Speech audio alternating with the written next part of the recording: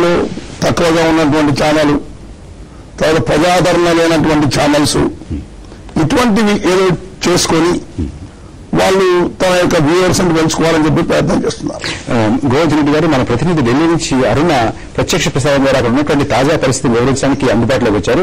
అరుణ, ఇప్పుడు ఉన్నటువంటి పరిస్థితి ఏమిటి? ఏదైనా ఒక నిర్ణయం ఇవాళ వెలువడేటువంటి అవకాశం ఉందా? ఒక నిర్దిష్టమైనటువంటి ఒక కార్యాచరణ ప్రణాళిక కానీ, లేకపోతే ఒక కమిటీ కానీ, లేకపోతే ఏదైనా అటువంటి ఆలోచన బయటకు వచ్చే అవకాశం ఏమైనా ఉందా?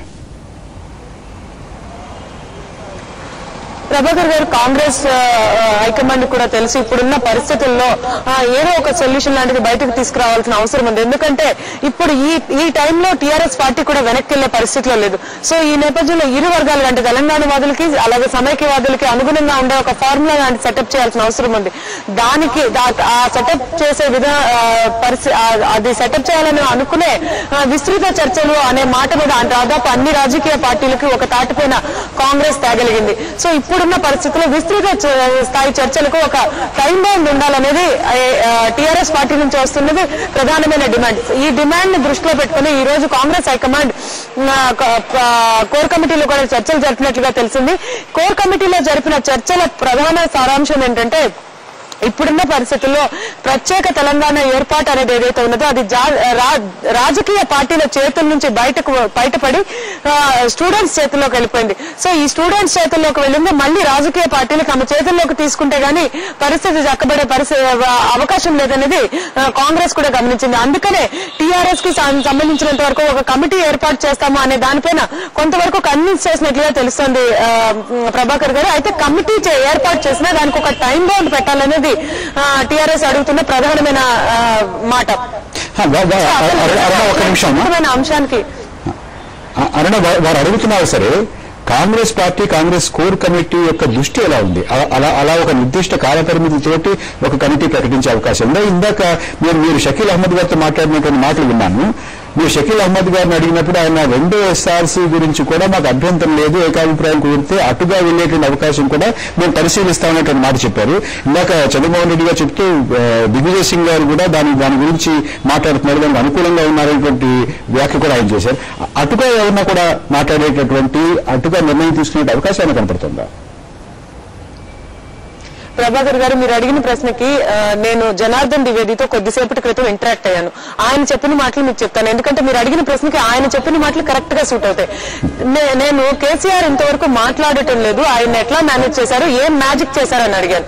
అడిగినప్పుడు ఆయన కేసీఆర్ తో అడగొచ్చు కదా అన్నారు. నేనన్నా మ్యాజిక్ చేసింది మీరు కాబట్టి దీనిపైన మీరు మాట్లాడితేనే కరెక్ట్ గా ఉంటుందని అన్నాను. దానికి ఆయన ప్రతి ఒక్కళ్ళం కూడా రాజకీయ పార్టీలు నడుపుతున్నాం. సో రాజకీయ పార్టీలు ఎప్పుడు కూడా ఇష్యూ తమ చేతుల్లో ఉండాలని అనుకుంటాయి. ఇష్యూ చేజారినప్పుడు మళ్ళీ దాన్ని బ్యాక్ తమ చేతుల్లో తెచ్చుకోవడానికి ప్రయత్నం చేస్తామనే మాటను ఆయన ఉపయోగించారు. అంతేకాదు కేసీఆర్ కి సంబంధించినంత వరకు కూడా ఆయన మాట్లాడుతూ ఇప్పుడున్న పరిస్థితుల్లో కేసీఆర్ కూడాను అన్ని అంశాలను పరిగణలోకి తీసుకుని వ్యవహరిస్తారు అనే మాటను ఆయన ఉపయోగించారు. అంటే కేంద్ర ప్రభుత్వం ఏదైతే నక్సల్ ప్రాబ్లం ని చెప్పిందో దానికి సంబంధించి కూడా కేసీఆర్ ఆలోచనలో పడతారనే ఆశాభావాన్ని జనార్దన్ ద్వివేది వ్యక్తం చేశారు. కాంగ్రెస్ హైకమాండ్ కూడా ప్రస్తుతం ఆలోచిస్తున్నది ఏంటంటే, ఇవ్వము అంటే వీళ్ళకి చేదవుతాం, ఇస్తాము అంటే సమైక్యవాదులకు చేదవుతాం. కాబట్టి ఈ రెండు వర్గాలను మేనేజ్ చేయాలి. ఈ రెండు వర్గాలను మేనేజ్ చేయాలంటే విస్తృత చర్చలు. ఈ చర్చలకు ఎవరు కూడా నో అనే పరిస్థితి కనిపించడం లేదు. సో దీనికి సంబంధించిన మెకానిజం రోడ్ మ్యాప్ అనేది ఏదైతే ఉందో దానిపైన ఇప్పుడు అందరి దృష్టి ఉంది. ఈ విస్తృత స్థాయి చర్చలకి రోడ్ మ్యాప్ మెకానిజం అనేది ఈ 8 రాజకీయ పార్టీలతో కూడా ఒప్పించగలగాలి. అలా ఒప్పించగలగాలంటే కాల పరిమితి కావాలని, తర్వాత కమిటీ ఈసారి రాజకీయ నాయకులతో కాకుండా రిటైర్డ్ సుప్రీంకోర్టు జడ్జిలతో పెడితే బాగుంటుందనే అభిప్రాయాలు ఉన్నాయి. సో వీటన్నిటిపైన ప్రస్తుతం Congress high command ఆలోచిస్తున్నది.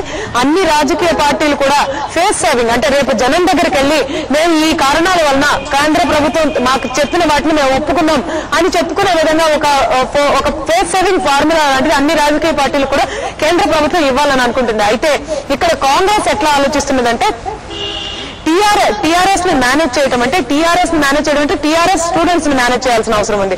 So TRS students ని మేనేజ్ చేయాలంటే టీఆర్ఎస్ కు ఒక అనుగుణమైన ఫార్ములా లాంటిది ఇవ్వాలి.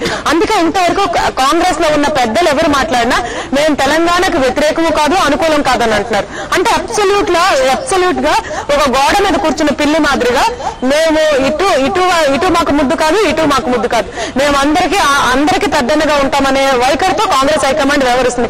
సో ఇదే వైఖరి కంటిన్యూ చేయాలని కాంగ్రెస్ హైకమాండ్ అనుకుంటున్నారు. కంటిన్యూ చేస్తే మళ్ళీ డ్రాగ్ అవుతున్నాయి. అరుణ, అంటే కేంద్ర ప్రభుత్వం రాజకీయ పార్టీలు, ఏ రాజకీయ పార్టీ, తెరాస కానీ, కాంగ్రెస్ కానీ, తెలుగుదేశం కానీ, ప్రజారాజ్యం కానీ, సిపిఐ కానీ, సిపిఎం కానీ, ఎవరి ప్రతిష్ట కూడా పోకూడదు, అందరి ప్రతిష్ట బాగుండాలి, ఏ ఉన్నా కూడా రాజకీయ ప్రక్రియ వారి చేతుల్లో ఉండాలి అనేటటువంటిది కేంద్రం యొక్క లక్ష్యంగా మనం అనుకోవచ్చా? డెఫినెట్ గా ప్రభాకర్ గారు, ఇక్కడ మనం గమనించినట్లయితే ఈ రోజు టీఆర్ఎస్ వాళ్ళు ఏం మాట్లాడినా సరే స్టూడెంట్స్ అక్కడ బెదిరించే పరిస్థితి. ఒక విధంగా చెప్పాలంటే I put it in a more common వే. ఈ రోజు స్టూడెంట్స్ ఎలా ఆడుతుంటే, ఎలా ఆడిస్తే అలా ఆడాల్సిన పరిస్థితిలో టీఆర్ఎస్ ఉంది. వాళ్ళు గెంతమంటే గెంతాలి, కూర్చోమంటే కూర్చోవాలి, నించోమంటే నించోవాలి, ఆ పరిస్థితిలో ఉన్నారు. అందుకే టీఆర్ఎస్ ఇంతవరకు కూడా విస్తృత స్థాయి చర్చలకు మేము ఒప్పుకున్నామనే మాటను అఫీషియల్ గా మీడియా ముందు చెప్పట్లేదు. సో అట్లా చెప్పకుండా ఉన్నంత కాలం స్టేట్ లో పరిస్థితులు నార్మల్ గా ఉంటాయి. ఏ రోజైతే టీఆర్ఎస్ వాళ్ళు మేము విస్తృత స్థాయి చర్చలకు ఒప్పుకున్నాము, కమిటీ వేసే ఒప్పుకున్నామని బయటకు వచ్చి చెప్తారో వెంటనే అక్కడ స్టూడెంట్స్ మళ్ళీ రైజ్ అయ్యే అవకాశం ఉంది. సో టీఆర్ఎస్ వాళ్ళు నోరు మెరుపుకుండా ఉన్నారు. ఇంకొక ప్రశ్న ఉందమ్మా. ఒకటి, ఇవాళ కాంగ్రెస్ కోర్ కమిటీ సమావేశం అవుతుంది. కోర్ కమిటీ సమావేశం అయిన తర్వాత ఒక కోర్ కమిటీలో కనుక ఏదైనా ఒక రకమైనటువంటి నిష్కర్షకి, ఒక రకమైన నిర్ధారణకి వచ్చిన తర్వాత దాన్ని యూపీఏ భాగస్వామ్య పక్షాలతో కూడా మాట్లాడి వాళ్ళని కూడా ఒప్పించి వాళ్ళ అభిప్రాయం కూడా తీసుకుని ఆ తర్వాత అది కమిటీయా, రెండో ఎస్ఆర్సీయా, జడ్జితోనా, లేకపోతే అధికారులతోనా, లేకపోతే రాజకీయ నాయకులు అధికారులు రెండు కలిప ఏది అనేటటువంటి ఒక నిర్ణయం, తుది నిర్ణయం, ఈ కమిటీ, ఈ చర్చలు, ఈ ప్రక్రియ, దీని గురించి యూపీఏ భాగస్వామ్య పక్షాలతో కూడా మాట్లాడిన తర్వాత వెలువరించే అవకాశం కనపడుతుందా? లేదు కోర్ కమిటీ తీసుకుంది. ఇందాక గోవర్ధన్ రెడ్డి గారు చెప్పారు, పొద్దున కేబినెట్ సమావేశం ఉంది, కేబినెట్ సమావేశంలో చిదంబరం గారు జరిగేటువంటి చర్చలు, ఈ విషయాలన్నింటినీ పోసగుచ్చినట్టుగా వారికి వివరించారు అని అంటే అది సరిపోతుందా?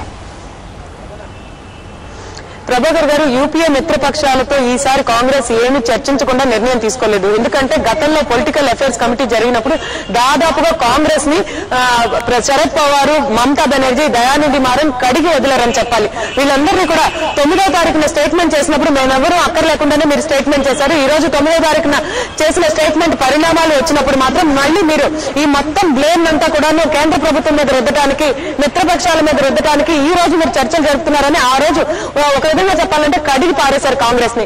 సో ఇప్పుడున్న పరిస్థితుల్లో మిత్రపక్షాలతో చర్చించకుండా కాంగ్రెస్ ఎట్లాంటి నిర్ణయం కూడా తీసుకోదు. సో ఈ రోజు రేపు కేబినెట్ సమావేశం జరగనున్నది. ఈ రోజు కోర్ కమిటీ కూర్చోవడానికి ప్రధానమైన కారణం ఇదే.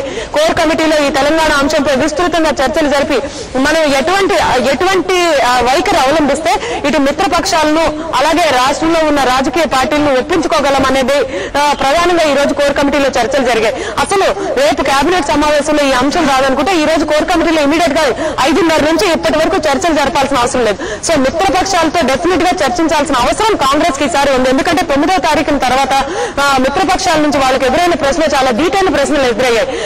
మీకు అనుగుణంగా ఉంటే కోర్ కమిటీలో చర్చలు జరిపి ఒక స్టేట్మెంట్ ఇచ్చేస్తారు.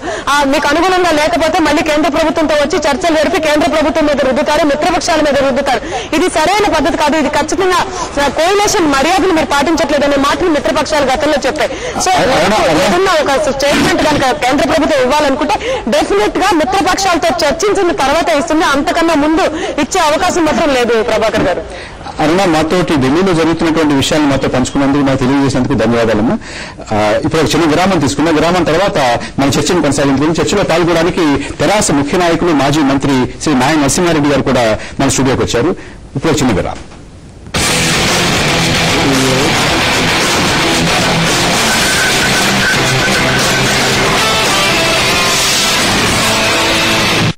ఎలక్ట్రిక్ కుక్కర్లలో సాటిలేని నాణ్యత, లక్షలాది గృహిణీల విశ్వాసం గల పానాసోనిక్ ఆటోమేటిక్ కుక్కర్ కొనండి. 665 రూపాయల విలువ గల ఉచిత బహుమతులు పొందండి. మిస్టర్ మసిల్ యొక్క బ్రహ్మాండమైన శుభ్రత ఇప్పుడు కిచెన్ లో డబ్బును ఆదా చేస్తుంది. తెచ్చుకోండి మిస్టర్ మసిల్.